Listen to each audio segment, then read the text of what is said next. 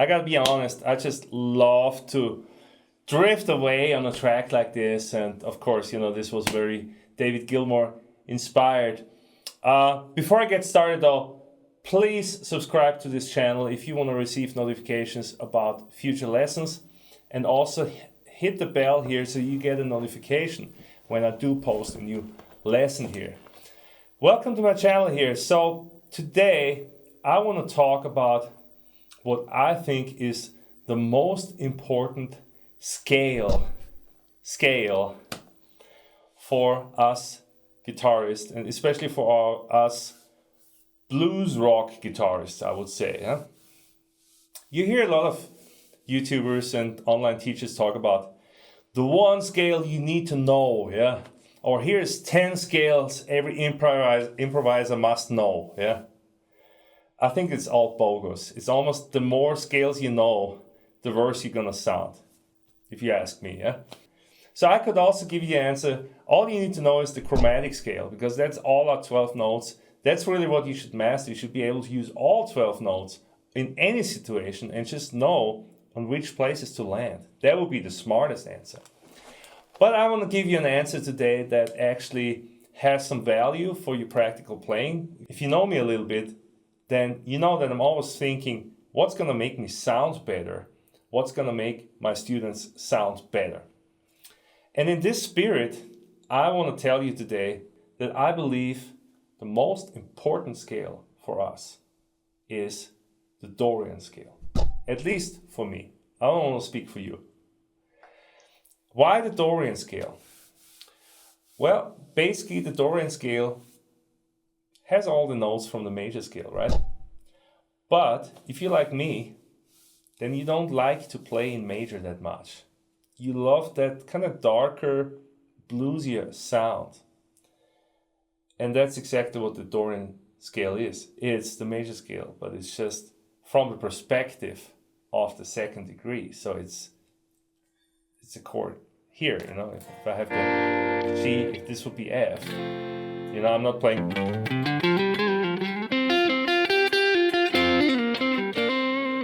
But I'm playing.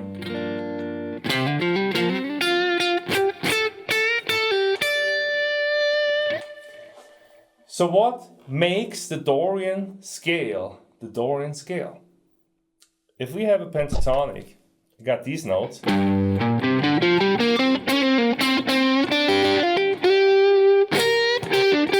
Right, those are our pentatonic notes. So what we need for the Dorian is two notes, and those two notes, they really have a special quality to them. The first one is the 9, so we're gonna add.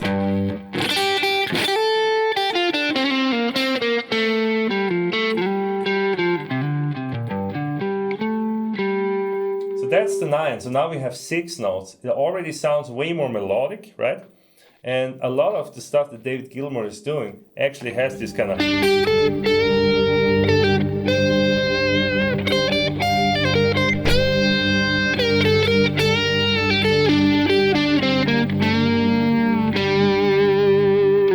Has exactly this kind of sound where he is hitting actually 6 notes, or actually he's playing pentatonic with that added 9 to add more melodic flavor. I'm sure now that you hear that sound, it's very obvious that that's what's happening.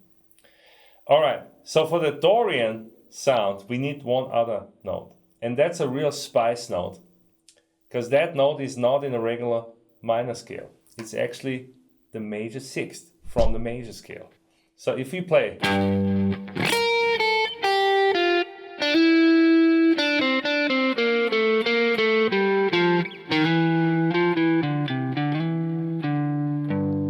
Do you hear that sound quality?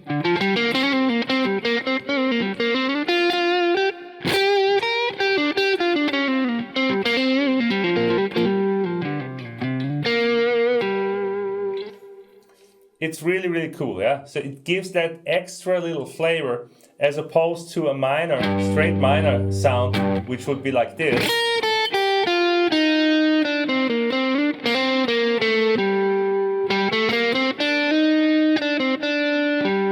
Which has this very melancholic kind of sound, right? This very sad, longing, soothing kind of sound. But the major sixth has kind of like a bluesy sound, if you can hear. It's like...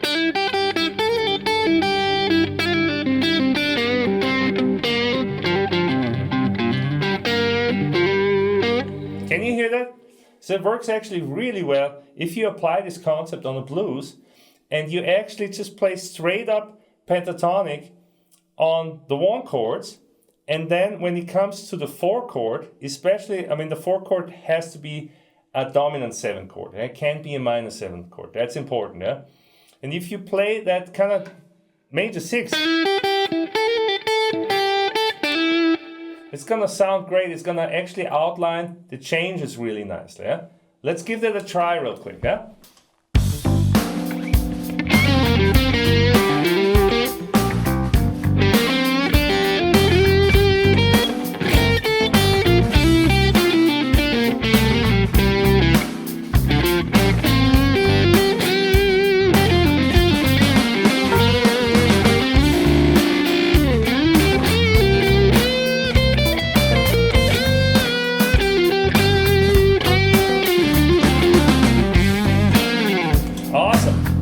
Can you hear how well that works? And the reason that works so well is that actually that major 6 is actually outlining that C7 chord. Yeah? It's outlining it in a beautiful way because that 6th, if you look at it from the key of G, you know, it's an E note, and that E note is also the major 3rd from the C4 chord. Now, if that blows your mind a little bit, then let's back off a little bit, you know. All you need to know is, when you play a blues, that you can hit that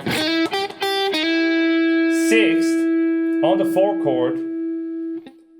If it's like a major 4 chord, a dominant 7 4 chord, then you hit that 6th and it's gonna sound extra bluesy and extra groovy.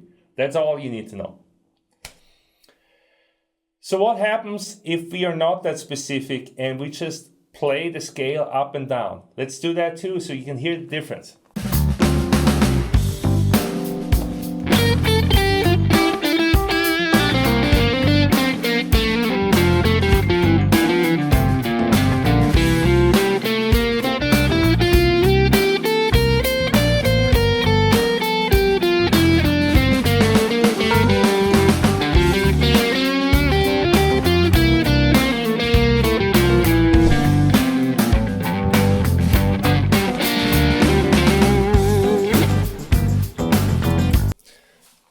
So it didn't sound bad, right? But if you ask me, that first example is way more interesting. And why? Well, I always think of just all the notes being like the story, right? So when you're telling a story, or when you're telling a joke, maybe a joke is even a better example. Are you blasting out the joke from the beginning and just already give everything to the listener? Or are you actually holding back the actual joke until the very end? You're just kind of leading up with that story, you know, you're just slowly revealing stuff, and then boom, you drop the joke. Now, which way is gonna make people laugh more and it's gonna be more entertaining? Definitely that second way, right? So that's how I think about playing with sounds and with modes or with scales. It's just that I don't want to play all these notes from the very beginning. I want to kind of tease the listener a little bit. Yeah? I want to see like if I can surprise them by introducing a new note that I haven't played before. Yeah? So that's why I like to stick to just the pure minor pentatonic at first. And then when we come to that C chord, that's a good moment to introduce that one note. And then maybe take it away again. Yeah? It's totally fine. It's just a more musical way, and it's a more selective way to play just the right notes over the chords and not just treat them all equally. Does that make sense? If you've never tried it, it probably can't make sense. You really got to sit down and just try this. And I'm going to put this blues backing track also down here in the description. By the way, thank you to MG's backing tracks, because I want you to practice this a little more and get into it. But I want to go back to my initial point Why is the Dorian scale so important?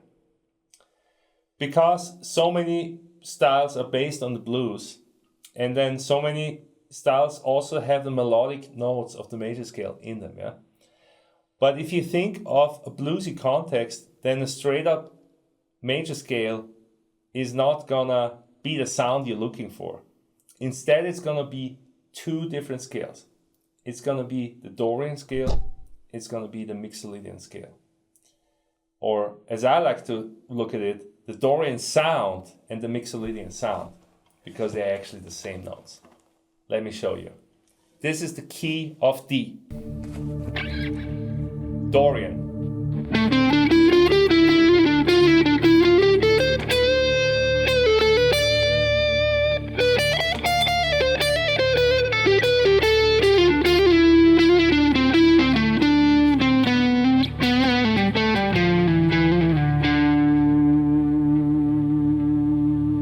Now the pretty much same notes over a G drum.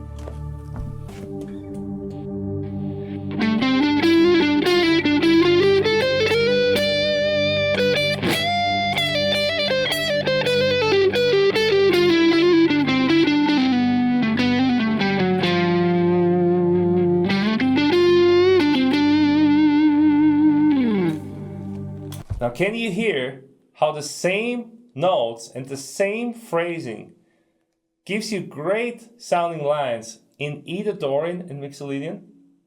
It's fantastic. You just have to learn one set of licks, and you can apply that set of licks to Dorian, to Mixolydian. And then as we go further, you will see it also works with Lydian as well. And it works to some degree with Phrygian as well. So it's really a fantastic way to just get good phrases into your vocabulary by learning the Dorian approach. Now, if you think, wow, Ulrich, you're a genius, I can't take any credit for that because I actually learned this approach from famous jazz musicians. I want to even say Chick Corea played a big part on that. But as far as the guitar goes, there's one guy in particular that had a big influence on me and so many other guitar players as far as this Dorian approach goes. And that is Pat Martino. Now, Pat is a super, super smart guy that lost his memory in an accident and had to teach himself how to play guitar again. And he came back, he literally listened to his own records, listening to his own playing to learn the way he used to play, because he couldn't remember. And he taught himself again. That's how smart he is, yeah? But not only that, he's a fabulous musician, and he uses this Dorian approach to play over very, very complex changes, and also later on superimpose like notes that are not in the scale, like outside notes, for compelling chromatic effects. And that was what drew me to Pat Martino's style in the first place.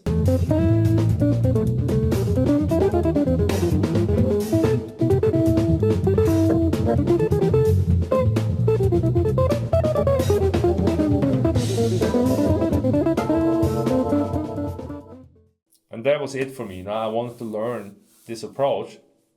This approach also works super well with the melodic minor scales. It's a very similar approach. But the big thing is, what does that mean for you? What that means for you in a more blues rock context is that you can learn Dorian lines, just jamming over a simple Dorian groove, and then later on you can go over more complicated changes and can actually use those Dorian lines over these other chords, especially the 4 chord to get that Mixolydian color. But then, as we progress, also different chords.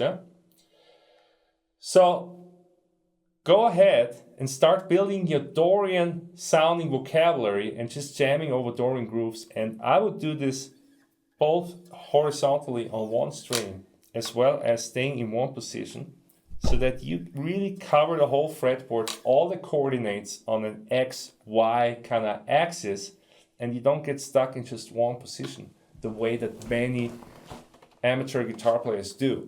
We want to be able to move up and down the fretboard. Let me give that a try over our Dorian track.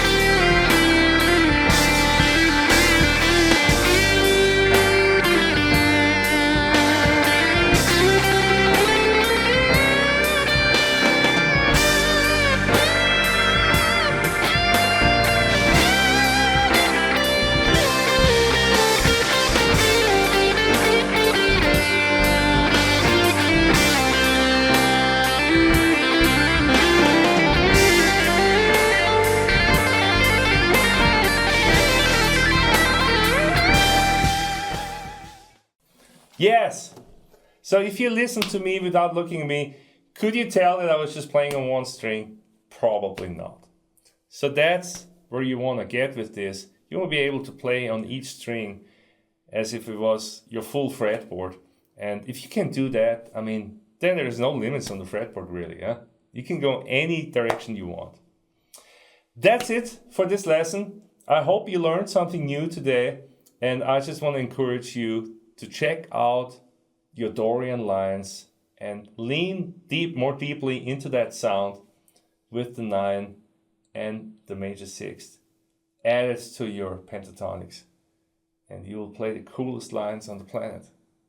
If you want to go deeper and learn how to play in any modes over any chords, in any situation, and always sound authentic and confident, then you came to the right place. I want to invite you to click on the link below and fill out an application for our TGT Academy. Those are the students that I work with personally with weekly classes, full curriculum, including ear training, rhythm training, and all the foundations that you're going to need to play at your fullest potential. I'll see you on the inside.